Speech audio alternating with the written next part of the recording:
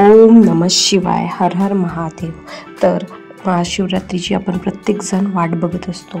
येणारी महाशिवरात्रीला आपण 750 पदरची वात का लावतो, त्याचं काय उपयोग आहे, त्याचे काय नियम आहे, तर बघूया या व्हिडिओमध्ये। महिन्याच्या येणाऱ्या 12 मासिक शिवरात्रीला आपण ही वात लावू शकतो। ही महाशिवरात्री, मोठी महाशिवरात्री, या दिवशी आपण ही 750 पदरची वात लावायला पाहिजे। तर ही वात आपण कुठे लावू शकतो, तर ही वात आपण शिवाच्या मंदिरात किंवा आपल्या घरी शिवलिंगापुढे आपण ही वात प्रज्वलित करू शकतो।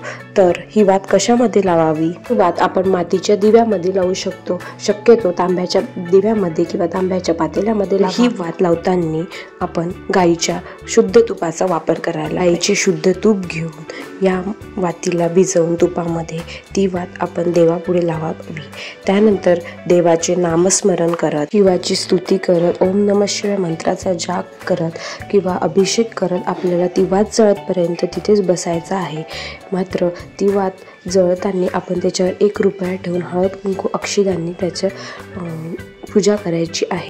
त्यानंतर ती वात पूर्ण जळून झाल्यावर मात्र तिचा दुधाने तिला शांत करायचे आहे, करणं अत्यंत आवश्यक आहे। तर ही 700 पदर वात का जाळावी, ते जाळतपर्यंत आपण शिवाचा नामजप करतो, त्याच्यामध्ये आपलं सगळं दुःख दारिद्र्य हरण होते। आपल्या ज्या न संपणाऱ्या अडचणी आहे त्याचा कधीही अंत नसतो, कुठल्या ना कुठल्या अडचणी सुरूच असतात। तर त्या अडचणीपासून मुक्त होण्यासाठी ही वात महाशिवरात्रीला लावली जाते। 750 पदरची ही वात तुम्ही पण आवश्यक वाढवा।